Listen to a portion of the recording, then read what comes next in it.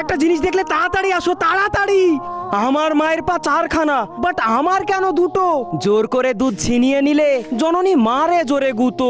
গৌমাতার গোবর খাচ্ছি মোরা, গৌমূত্রও মোরা ছাড়ি না। বৃদ্ধকালে নিজের মাকে যথাযথ সম্মান দিতে পারি না। গৌমাতার দুধ ছিনিয়ে নিয়ে মোরা দুগ্ধ করি পান। সাহস থাকলে বাঘের থেকে একটুখানি দুধ তো তোরা আন। বাঘ হিংস্রর গরুও বলা, তাই কায়দা তোদের খাটে। অন্ধভক্তের কমতি নেই কো রাজনীতির এই মাঠে। গোমূত্র পারলে খেতে, মোরা কি মায়ের মূত্র খাই? গোমাতার গোবর খেলে পরে নিজ গর্ভধারিণীর মলও খাওয়া যায়। শোন ফিরোজ, গোমাতার নামে বললে কথা তোকে পুলিশ মামা ধরবে, জেলখানায় পুরে ওরে বাবা তোকে ভীষণ দাদা মারবে। না বাপ্পা, গৌপালকরা কান্না করে গরু বিক্রি না হবার জন্য।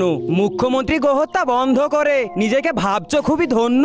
গৌপালকদের চোখের জলে তোমার লাগবে দাদা হাই। গৌশালায় যত গরু আছে ওদের যথাযথ ব্যবস্থা হওয়া চাই। শোন, তোদের একটা কথাই বল